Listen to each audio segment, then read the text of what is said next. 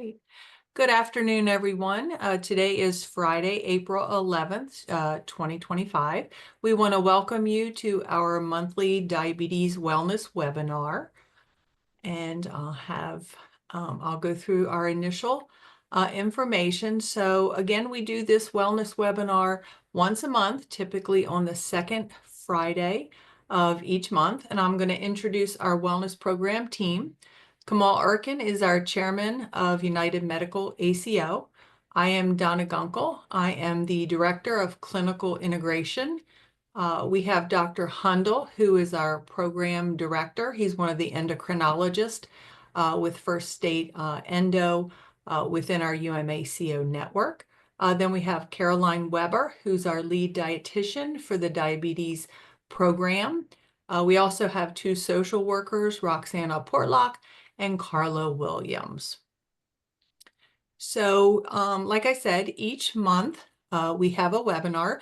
We try to focus in on a lot of different aspects of diabetes and other health conditions that may impact the patient's diabetes. So we bring on guest speakers from a variety of specialties such as endocrinology, cardiology, nephrology, podiatry, as I mentioned, our social workers, physical therapy, and many more. So today we have with us Caroline. As I mentioned, she is our lead dietitian in the diabetes program, and also Ern Lau. They are going to be our presenters today. So our topic today is beyond counting, how intuitive eating supports diabetes control. So with that, I'm going to go ahead and turn it over to Caroline. Awesome. Thank you, Donna. So today we're going to talk about intuitive eating. It might be a new term, it might be a familiar term, but we're going to see how it connects to diabetes control. We know that this world is filled with lots of crazy dietary recommendations, especially on the online and social media platforms nowadays. And we know that most of them are not factually or scientific based. So we're going to discuss a way of eating that kind of quiets that diet culture realm and instead focuses on trusting our body, eliminating food fear, blood sugar instability, the fear around managing our blood sugars, and eating in a way that makes us feel good, but also nourishes us well and helps us meet those specific health goals that we have. We know overall that diabetes is stressful, right? We have a lot of health complications that can come from blood sugar instability. We also know that eating can be stressful in controlling our diabetes as well. So we're going to talk about ways that we can help reduce that stress overall, because there's a substantial amount of literature that backs up intuitive eating. It's research-based and it comes with really applicable tools and principles that we'll walk through that will help guide us not only make healthier food choices for ourselves and our bodies, but really tap into the reasons behind why we eat, how we can eat in better respect of our bodies, how we can move our bodies well in a way that supports all of our health needs. So we want to walk through, there's going to be 10 principles that we'll go through, and we're in this for longevity, right? We want to manage our blood sugars long term. It's not just coming from cutting out a specific food group. We're here to listen and learn and adapt for what our body needs specifically, because we're individuals. We each have different complicated health needs. So the intuitive eating principles that we'll walk through will really help us kind of navigate that and in finding a personalized approach for how we treat our bodies, how we fuel our bodies, and how we feel about different food choices that we make as well. So what is intuitive eating? So intuitive eating is an approach based off listening to your body's natural cues for hunger, satiety, cravings, rather than following external food rules or cues and restrictive diets. It's often called like an anti-diet approach or a non-diet approach. And it was developed in 1995 by two registered dietitians, Evelyn Triboli and Elise Risch. And so we want to make sure that we do it justice by talking about it, because it's the idea that diets don't work, right? We've seen, the constant weight cycling that most diets nowadays give you, right? You'll do really well, but then it's really unsustainable. And then you'll gain the weight back once you're unable to maintain those, rigid structures that diets often put you through. So it's ineffective in the long run, and we're much more complicated beings than calories in, calories out. It doesn't work that simply. So we're in this for sustainability, but we also want to limit the guilt and shame and feelings of failure that come with that dieting aspect and that dieting mindset. And so we also know with that dieting comes intense cravings, feeling like that last supper, we have to overeat or binge eating, slower metabolisms. Your body's going to adapt to prepare for that self-imposed famine. Maybe we're even overusing caffeine and energy drinks because we're feeling so depleted and tired because we're not nourishing ourselves well. In severe cases, when we're struck within that dieting culture, we see eating disorders like anorexia, bulimia, orthorexia, binge eating disorder, but even more commonly is disordered eating patterns. We'll talk about a few in a little bit about what does it look like to have a disordered eating pattern, because you might recognize it's some of the things that you think about regularly. So we all start off as intuitive eaters. If you've known a steady toddler eating food, they will stop when they want to stop. They will eat whatever food that they feel like they want. So we're not born tracking calories. So it happens when external food rules or cultural society norms start kind of intruding on those specific hunger and fullness cues. We're losing sight of what our body is trying to tell us, and we're trying to reestablish that trust in your body again. So, how do we get back to that? We'll go through the 10 principles that intuitive eating outlines, and it's not just a diet. It's an approach based on eating to your internal cues, whether it's physical, emotional, or other influencers. But those needs are recognized and they're acknowledged, and we have more awareness of it. So, as I mentioned earlier, we're trying to find ways to limit those feelings of shame, of guilt. So, I was so bad this weekend. I need to be good on Monday, or I have to finish my plate in order, to move on to the next thing. Don't eat past 7. I hear that one. I hear that one a lot. Or becoming maybe a vegetarian or a vegan or eating gluten free because that's how you dictate health, not because you have a medical necessity or need for it. So how it works is it's the complete opposite from, a restrained eating pattern. It focuses on hunger and fullness. It might be physical hunger. It might be caused by emotional or external triggers. It's flexible. There are no restrictions, no specific types of foods to eat, amounts, or specific meal times. And you could easily say it's, stop, eat when you're hungry, stop when you're full. But it also takes into account that there's other needs for hunger, right? There's our appetites and cravings are continuously changing. Olfactory, you smell something, you see something, you hear a sizzle in a pan, right? Those external cues also play in a role in what we're craving and what we want to eat. So we also want to bring awareness to that as well. An important note for intuitive eating is also that weight loss is not the focus. So it's a big shift from most dietary patterns we see now, where weight loss is the ultimate goal. But eating in excess of calories can occur from emotional cues. So maybe if we learn to respond appropriately to emotional cues, we might see some weight loss, but it comes as a side effect. It's not the main goal in the intuitive eating practice.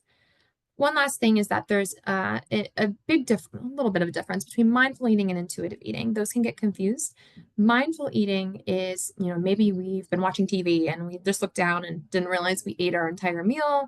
We are going into that with the opposite of mindful eating. When we're looking at it, not acknowledging that we ate it, we want to be present in that moment. So that's mindful eating.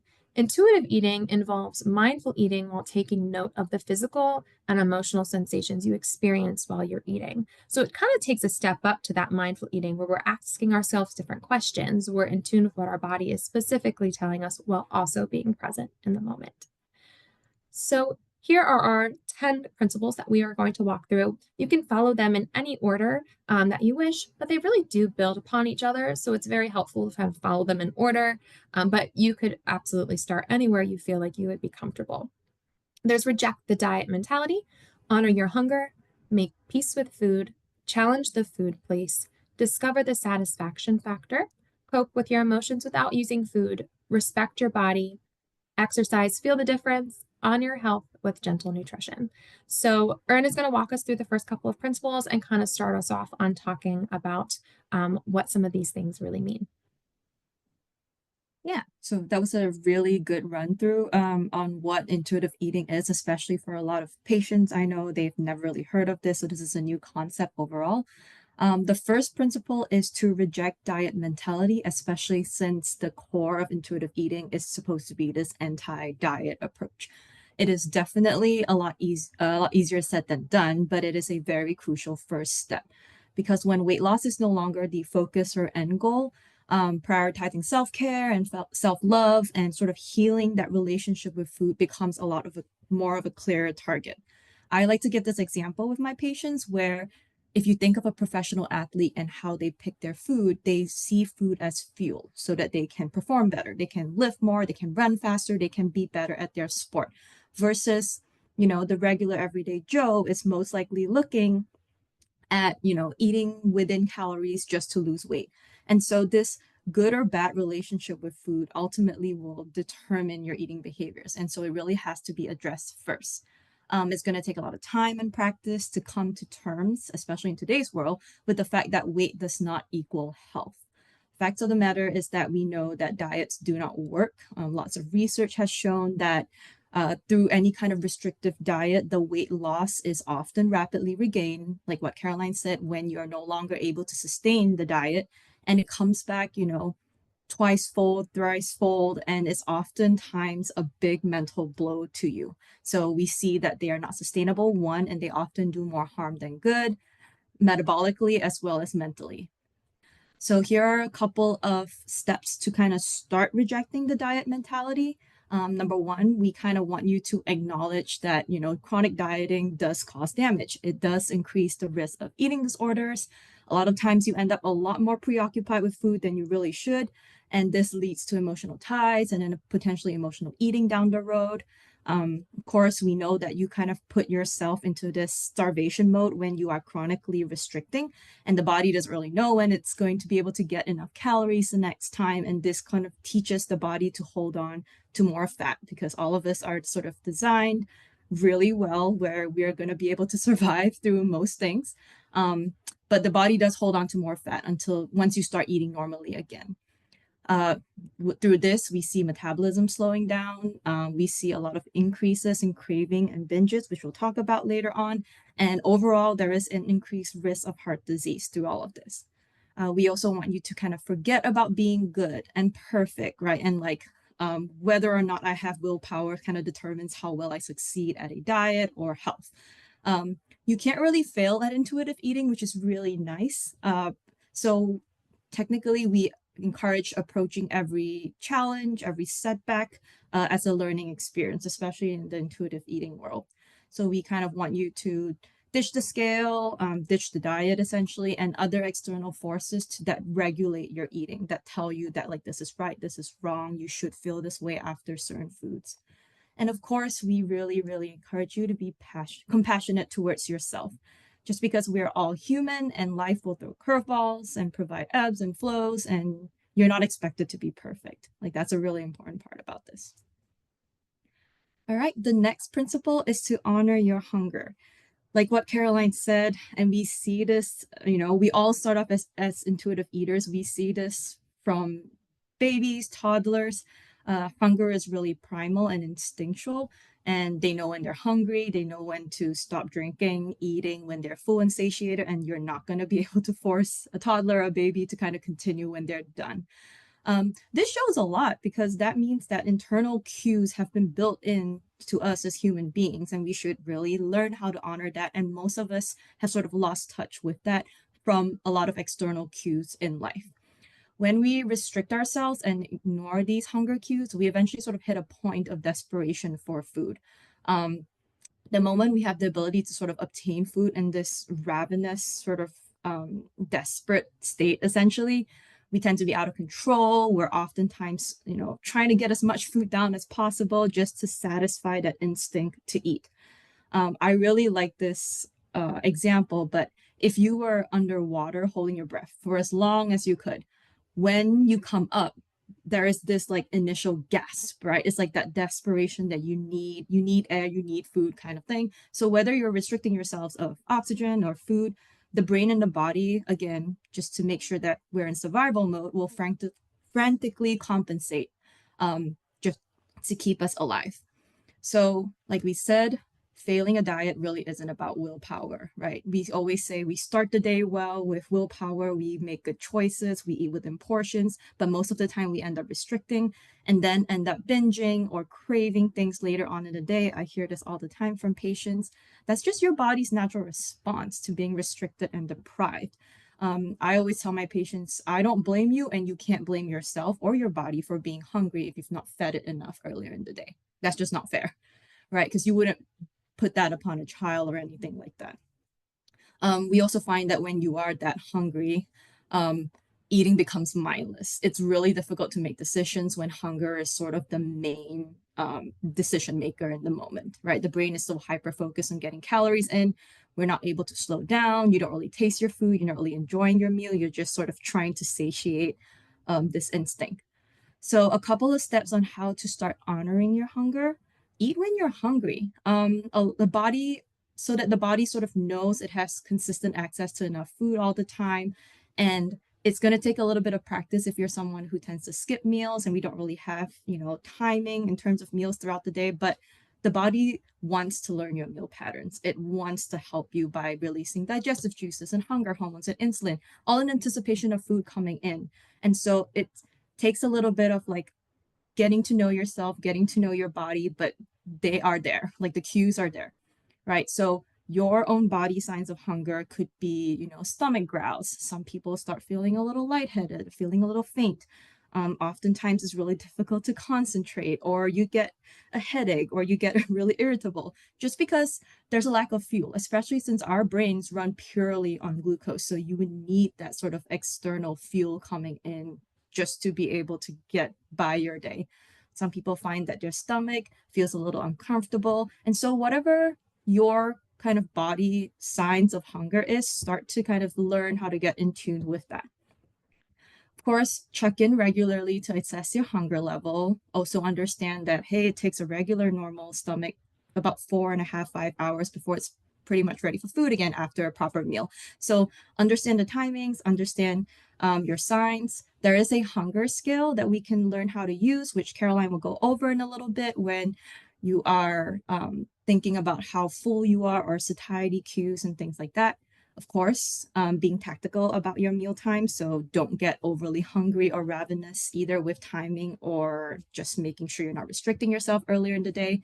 And there are many, many types of hungers, right? Where, like what Caroline was saying, where you are something sounds like it tastes good, or you are being really practical about it and, planning a tactical snack. That's like my favorite thing to encourage patients, where you may be eating when you're not fully hungry yet, just because it makes sense in your day.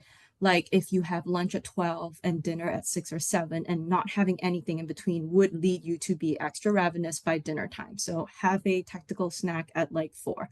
And then of course, there is also emotional hunger, where you're just eating to sort of suppress uncomfortable feelings.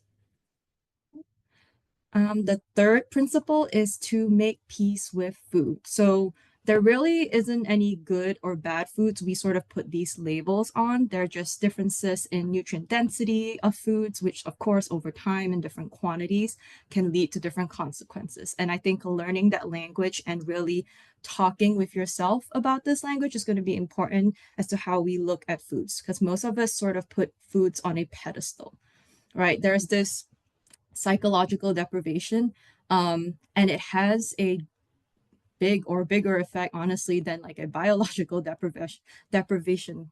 Just because when we're told we can't have something, our brain's just like locked in. And we see this again with children. It's like telling a child they can't have candy all year round, it is bad for you, and then we expect them not to overdo it when Halloween comes along, and you give them a basket and say go forth and collect all the candy in the world. And so just the threat of deprivation is strong enough to kind of make us uncontrollably overeat. And if there's no threat of deprivation, whatever it loses its novelty. And so once we take it off the pedestal and sort of have it around, it's not as exciting, it's not as special. And that allows us, I think, to enjoy it a little bit more. the way to kind of stop this cycle of, restricting and binging, or like putting foods on pedestals, if you will, sort of give yourself unconditional permission to eat. The idea is to kind of find food neutrality, and this allows a lot more objectivity with food. So how do we make peace with food? Here's like a couple of things you could do. Make a list of foods that you like. And a lot of us have a list of like yes foods and no foods, or I shouldn't foods. And put a check by foods that you are comfortable eating, and then circle the foods that you're like, ooh, this is bad for me, or, I can't have it all the time. And give yourself permission to eat it one at a time. And every time you have one, check in with yourself and say, hey, is it as great as I thought it was going to be? Is it satisfying everything and that I ever dreamed of? Does it deserve that place on the pedestal? And if it does, then continue to give yourself permission to eat it, right? So keep enough of this like forbidden food, or, bad foods, if you will, in your home, so that it's always there if you want it. And then once you take it off the pedestal by doing that, it's again not exciting anymore, and then it doesn't have that same power over you. Go through this process with as many foods as you need to, and whatever pace makes sense. Okay? And then principle number 4, we want to challenge the food police. This works with making peace with food, just because we internally give ourselves a lot of negative food talk. So we put morals on food. The food really doesn't know the difference between good or bad. Do the types of food we eat affect how we feel? Of course, but our food choices don't make us good or bad, right? We're not great or better for eating vegetables, and we're not worse or a bad person for getting a donut or having some fries. So this food police really just lives in our own mind, and it gets stronger and stricter the more, we absorb external cues, and especially with diet culture and social media that's constantly in our faces in today's world, we really have to learn to decipher and silence the judgmental thoughts about our eating, just to learn how to eat intuitively. So a lot of us have told ourselves, I can't have that. It's too, that donut is too fattening, or like carbs will make me gain weight, or I really wanted the pasta, but I'm just going to get a salad instead. So all of these thoughts really sort of cut off that connection into being attuned with our bodies and our hunger cues, which we're really trying to get back in connection with. It's one thing to not eat something just because you're in the mood for something lighter. It's another thing to not eat it just because you were told, or you tell yourself that you shouldn't and you can't. Okay. We generally challenge the food police by practicing self-awareness, and then you analyze that food talk. So take time to think about it in any eating situation. Listen to your own hunger and fullness cues. Trust that your body knows what it needs. It takes time and practice to trust yourself, but again, more practice you put in, the more in tune you are with your body, and then signals and cues overall get a lot clearer. All right. So now we're going to go through Feel Your Fullness. This is one of my favorite ones to talk about, because it involves, being in tune with your body's sensation and practicing mindfulness while you eat. And if we're eating while we're distracted, or ravenous or emotional, we tend to mindlessly eat until all the food is gone. And then we never realize that we, didn't stop to taste the food or didn't actually enjoy it. So you might even find like you enjoy your food more often when you're practicing monitoring those hunger and fullness levels. So like Ern mentioned, the hunger and fullness scale, this can be very helpful if you're just especially starting out on your journey, intuitive eating, or even just monitoring your hunger levels. Where are you on the scale? Do you normally wait until 0 when you're empty and nauseous before you eat something? Or are you painfully overeating and just feeling really awful and uncomfortable after you eat? The best place to be is between 4 and 7, right? Eating around 4, stopping at 7, but this is also flexible. So, for example, I'm not going to get to have dinner until later tonight. So I should probably have a snack even that, like, midway through the day, so that I'm not getting overly hungry before dinner, right? So this is going to help maintain those portion sizes. I'm convenience eating, or prepping for a time when I might be going a longer fast. So I might not be honoring the scale to exact numbers, but I'm thinking intuitively about where my schedule is going, using this hunger fullness scale as well, to help guide your eating. So it doesn't have to be a strict only eat at a 4, stop eating at a 7. You can go both ends of the spectrum, but we do want to avoid the 0 and the 10 going fully over to either end of the spectrum. So using this tool can be super helpful. And also having certain things that we recognize that affect our fullness. How much time did it pass since your last meal? Has it gone more than 4 hours? Maybe you do need to eat. Maybe you're still identifying those hunger signals. Maybe you're still regulating those hunger signals after being used to fasting for a long period of time. So maybe calculating in the beginning of getting on a regular eating schedule to honor and identify what those hunger and fullness signals feel like could be helpful. The amount of food you're eating. Are you eating a really big meal? Are you eating a small snack? This can help kind of guide you for, if I'm eating a really big meal, all right, I might want to, spread out some meal time frames and things like that. It can be very flexible based on how much you're eating, what you're eating, the type of food you're eating. Are you having carb, fat, protein? Was your last snack a granola bar? Okay, you might need something a little more nourishing, later on in the day to help meet those nutrient needs. And how hungry were you at the start of your meal? And there have been many times when I've gone and eaten a meal and I was super, super hungry and I overate and to the point of just not feeling great. And then you're just kind of sluggish and you're tired and you don't feel your best. So that can help, learning from those experiences can help guide you in honoring those specific hunger levels. And then environment and setting distractions. One of my favorite things to talk about is I like to eat in front of the TV, and it's not a great habit to have. But I've realized like I'm not a second portion type of person. Normally, I see my empty plate, I am full. But when I eat in front of the TV, I'll like scarf food down while I'm watching the TV. I'm not having visual cues with my food, right? So sometimes we need to visually see the food in front of us in order to feel that fullness effect, right? We're visual eaters. We taste like all those different senses. And so I'll realize I didn't even taste any of the food. So I didn't have that brain and stomach connection. So allowing yourself to be distraction free. We're a screen culture, right? Everyone has screens all the time, scrolling while I'm eating during lunch and, doing multitasking. That can lead to overeating. It can lead to not feeling satisfied with what you ate. So allowing yourself to change the environmental settings as you need to help identify those fullness levels can help. I mentioned satisfaction. So satisfaction, this is a great next step, is discovering the satisfaction factor. Have you this is a really big one, especially in diabetes care, when we're looking for healthier alternatives, right? What's lower sugar? What's going to balance my blood sugar better? We want to eat in a way that's enjoyable. But when we try to make healthy alternatives, nothing wrong with that. There are many great recipes online. But when we say, want a cookie, but I'm going to have a rice cake instead, that might not satisfy you. And you might eat 6 to 7 different things throughout the day to try to fill that void that would have just been filled if you ate the cookie. So we would be overeating on other items that could increase that blood sugar over time. So allowing yourself to identify what's going to satisfy me right now. Is there a healthier alternative that meets those needs? Sure, absolutely. If you find something that really meets that sweet tooth or that salty tooth or salty need, you'll be able to, honor that craving, feel the satisfaction, and not have to sacrifice that. So we want to make sure there's a healthy balance there. There's nothing wrong with making healthier choices, but we want to check in with that satisfaction factor and honoring the cravings to help prevent that binging and overeating. So how to find the enjoyment in eating again, because a lot of us are scared to enjoy foods. So especially if you come from a dieting culture, you're like, it tastes good, it must be bad. So it's definitely not like that. We want to find what you really want to eat. If you go into a restaurant, you're like, I just want chicken fingers, right? I just want chicken fingers. We use the what can you add mentality. How can you add to the meal to make those chicken tenders more balanced for your blood sugar, especially? Is there fiber? Is there a lower carbohydrate option that you could choose? Maybe you'll do grilled chicken tenders, right? Make modifications, but eat what you want and add what you need. What qualities are you looking for? Sweet, salty, crunchy, sour, spicy.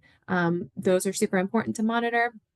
And create an enjoyable eating experience. Sometimes I like a nice little fancy bowl. Sometimes I want like a nice pretty mug, right? And enjoying the visual cues that food provides us, like this beautiful picture right here of like a stacked sandwich and nice, pretty, colorful fruits. Color is great. It's a great encourager to kind of help with the satisfaction. All one color on one plate is kind of sad. So we want to make sure you have some variety there. And then don't settle for something you love or you don't love. You don't have to finish it. Last night, I tried to eat a muffin that was like super high fiber and I tasted it and it did not hit the sweet spot. So I didn't eat it and I chose something else. Whether I could have eaten that, I could have eaten that muffin and 7 other things to try to figure out what was going to satisfy me. Instead, I didn't settle for something I didn't really love. And then check in regularly. Did that satisfy you? Could you have added something there? this whole process is asking yourself questions about what you're feeling, what your body really wants, where's the stopping point, where do I need to eat? So it's really just about continuing to stay present with yourself and keep that self-awareness. And then this is a really big one. This is like one of my favorite topics to talk about because a lot of patients come in just with heavy emotions too. We're not therapists. We don't claim to be.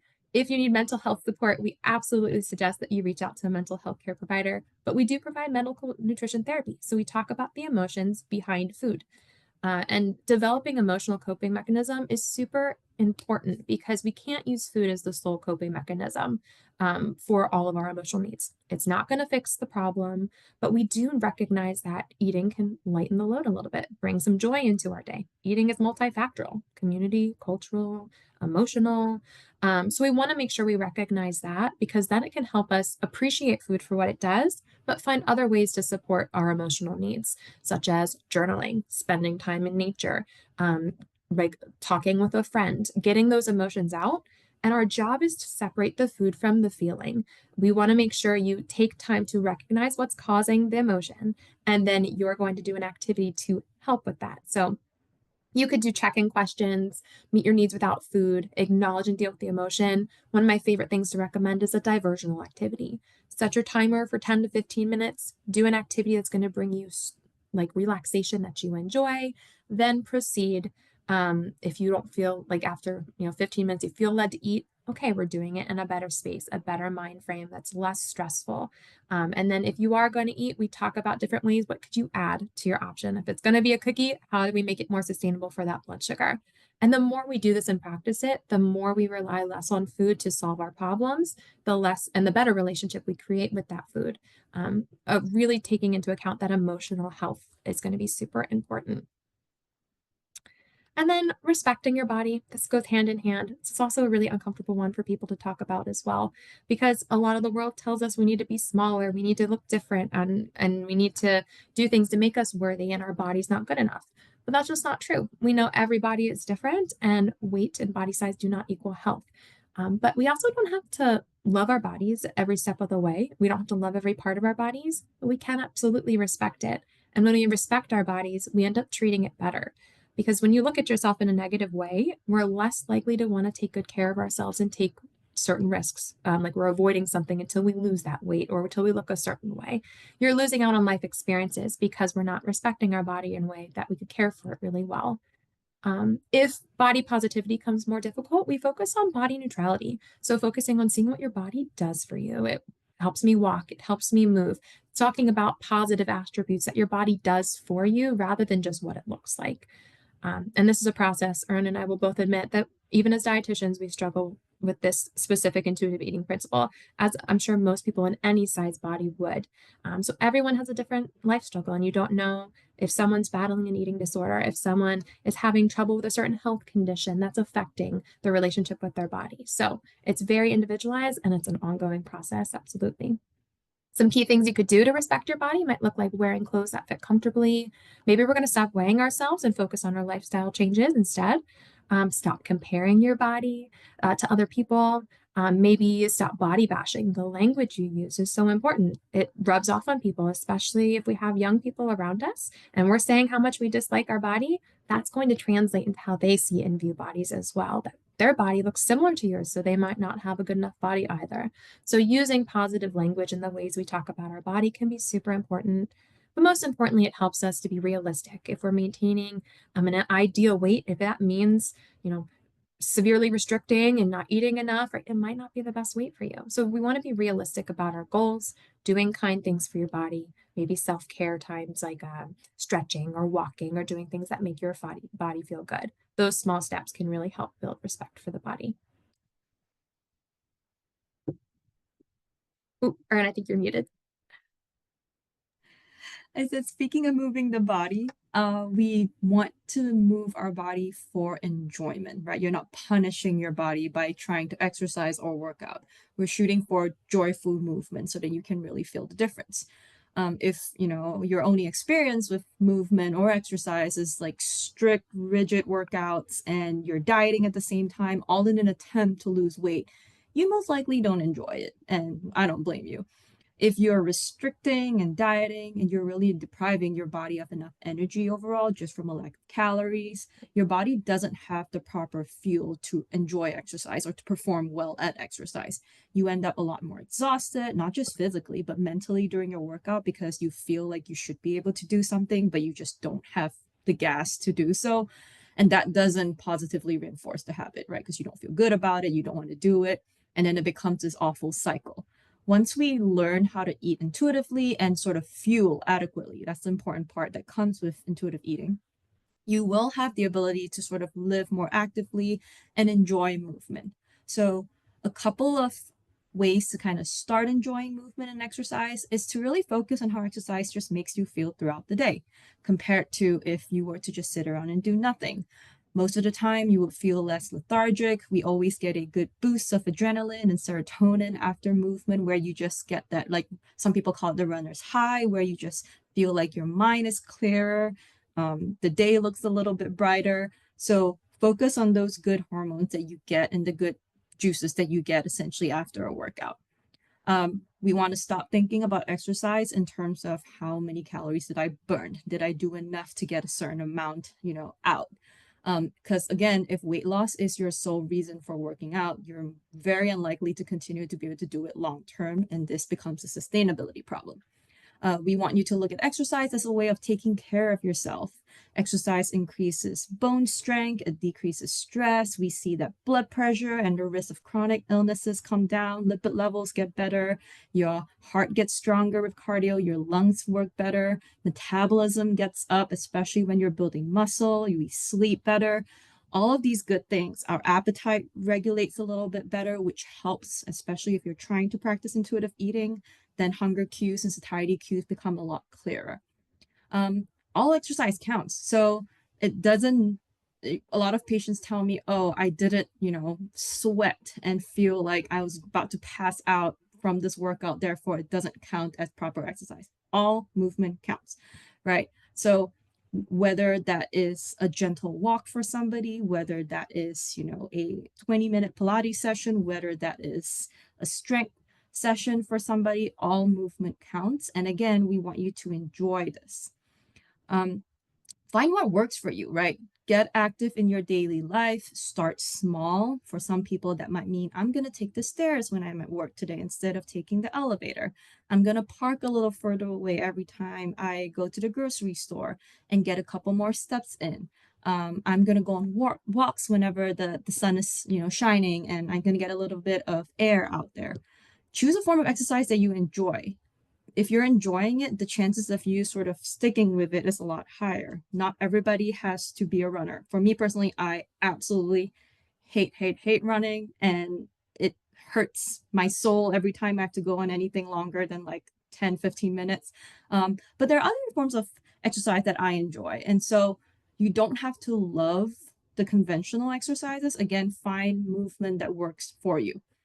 And then make movement a non-negotiable priority to yourself by kind of looking at exercise as a form of self-care. You're putting aside time in your day for yourself to care for yourself, because you're going to feel better after. And for a lot of people, it's just quiet time, just you and exercise, which is nice as a break in the middle of the day.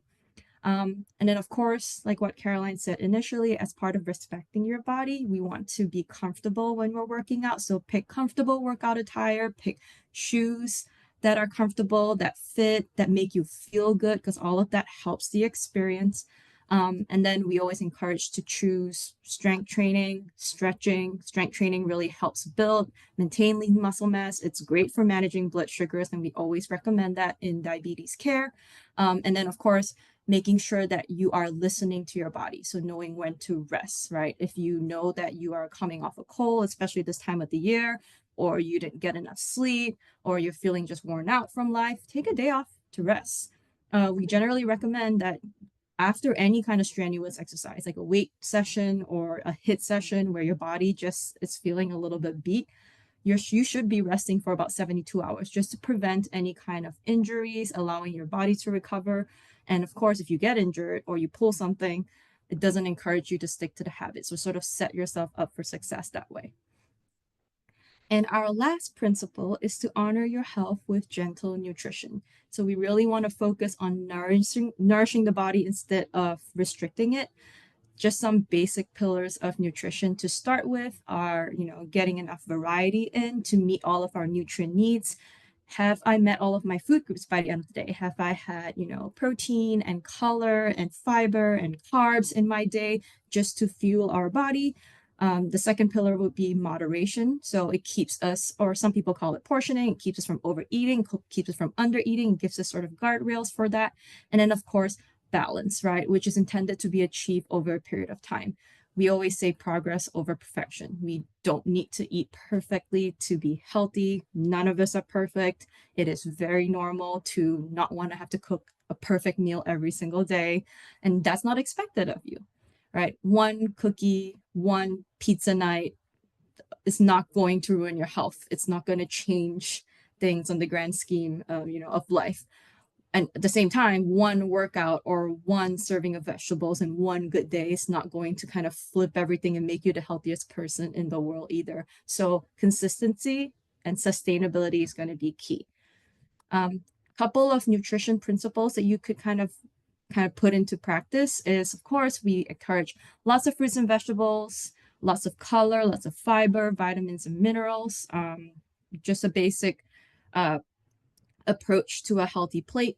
When you're picking fats, try to go for unsaturated fats, nuts and seeds. Try to limit saturated fats from your animal products. Make sure you're staying adequately hydrated. Try to limit sugary foods and sugary beverages. Try to pick whole foods over processed foods. And then, don't smoke too much, don't drink too much, just like basic nutritional things. But it's gentle principles as a way to sort of honor your own health, because you feel better when you kind of follow these rules. Yeah, the most important thing is to listen to your body and eat in a way that genuinely makes you feel good. Some days you just crave a lot of vegetables, and Caroline and I always have this conversation after a vacation where you just feel like your body wants a vegetable, and that's okay, right? That's the body saying, hey, we enjoyed ourselves, and now let's get some nutrient dense health foods in just to make us feel good. So as we've learned over, all the principles, there are many benefits to intuitive eating. They actually have been very well documented and researched by the authors of the book. And so we'll put, I think, some resources at the end if anybody wants to kind of look into them. But we see an improved relationship with food. People are less guilty, they feel less shame with eating. There's a lot of decreased rates of eating disorders and disordered eating. People are binging less, they're less preoccupied with food.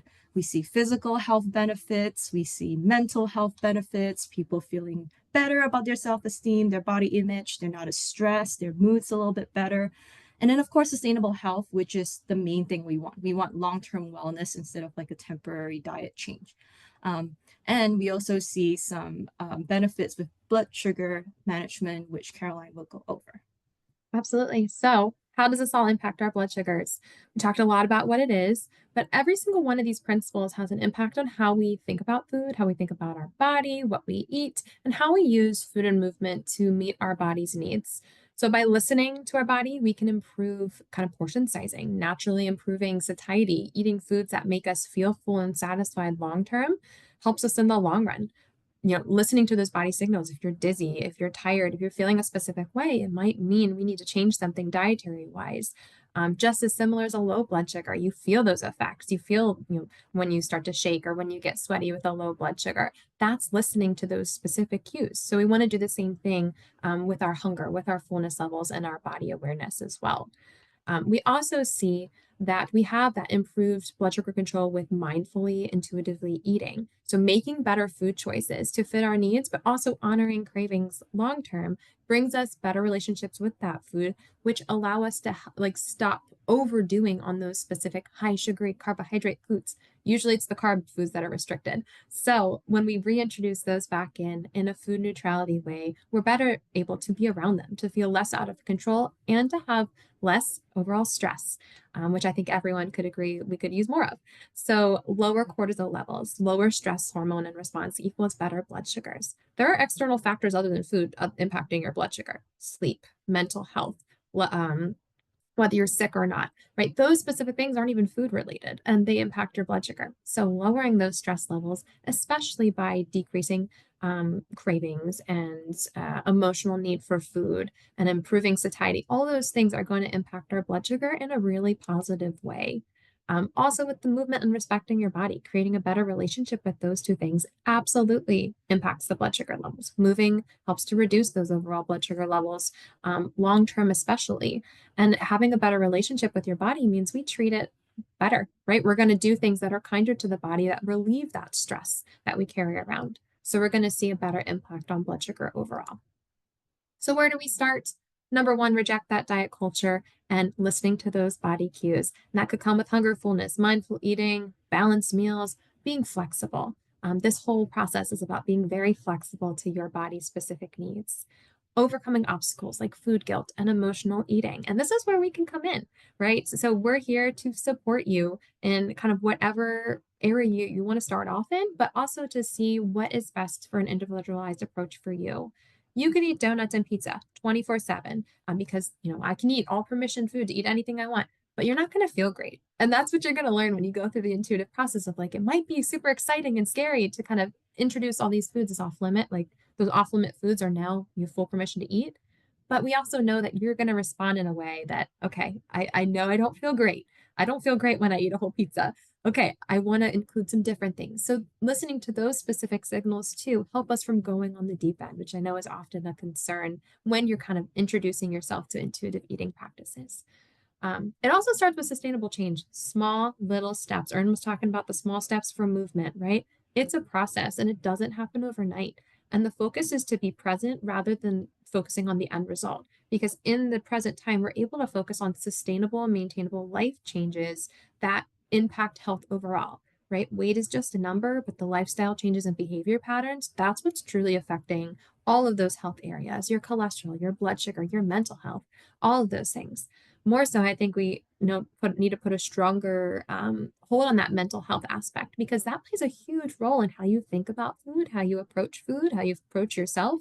So of all those multifactorial areas of eating, plus the mental health aspect, intuitive eating is really going to help kind of give you support in all of those areas to create a better relationship overall. And talk with us. We are here to kind of walk every step of the way. And the role of an RD is creating a personalized approach, right? You're starting off with different medical histories, different relationships with foods, past eating disorders that you didn't recognize, right? We're here to kind of work to create a tailored approach through these principles with you. And we're monitoring health beyond weight. So we want to make sure that we provide support for you. And the parts that are really hard, this is hard stuff. These are hard principles to walk through. Ern and I are constantly walking through these steps ourselves. So we're here to kind of support you and creating sustainable goals, dealing with fears and concerns of what if my blood sugar spikes? What if I gain weight? Like, how do we approach that in a neutral way? And then it's about creating balance. So we're not ignoring blood sugar control. We're not ignoring our health concerns. We are finding a way to make a more sustainable change and find a new way that's not just overly restricting or cutting something out, an enjoyable way to get you back in tune with your body and enjoy food again. So a quick overview of everything we talked about, because it was a lot of stuff today. It's about balance and flexibility when we're trying to manage our blood sugar and our diabetes. But intuitive eating can support that emotional and physical well-being to help us improve those blood sugar outcomes. And we're learning to trust our bodies again. So when we feel good, we actually become more intrinsically and internally motivated to continue to take that action, to continue those goals that we're working on. And it sounds too good to be true. Like it sounds all really nice, but it really happens over time, right? We can't just jump in and say, okay, we did all 10 principles.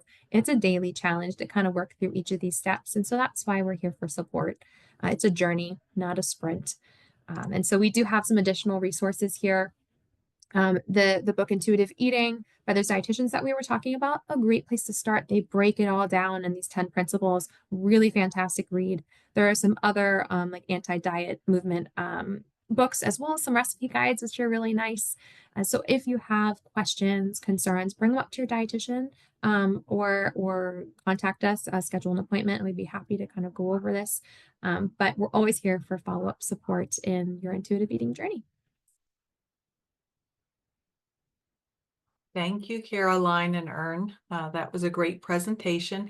And I think just to prepare and kind of set up, I believe we have another 2 or 3 in this series of intuitive eating that we'll be doing periodically throughout the year. So probably, I think once a quarter is what we were looking to do. So in between some of our other regularly scheduled sessions that we have with some of the providers within those different specialties we talked about at the beginning, we will be going through this series. And so just really quickly, I'm going to share my screen just for a second for those of you that may be new to this process. If you go out to our website, which is umusa.net, we have a for patients section right here, and then we have wellness programs. If you then click on, sorry, a little slow. Then if you click on the diabetes and nutrition education, we have a whole host of resources out here as well. You can see all of our dietitians listed. And then we have a variety of educational handouts, patient resources. We have some quick tips that we've done over the years. They're usually 3 to 5 minutes on a variety of topics. And then we have all of the webinars that we've done. So this one will be included within the next few days. But we did start this process when we all were faced with being at home, and so we were still trying to get education out to our patients. So we started in 2020, and each year we've done this subsequently since then. So please feel free to go out there and utilize the resources that we have. You can watch them. You can just listen to them. Perhaps if you are taking a walk or doing other things, it is something that you would be able to do as well when you're doing any of your other activities. So again, it's there for you to look at your leisure. And with that, if there aren't any other comments, we will end for today, and then we'll look forward to seeing you again when we do our next presentation in May. So thank you both for joining, and we will see you back here in May. Thank you.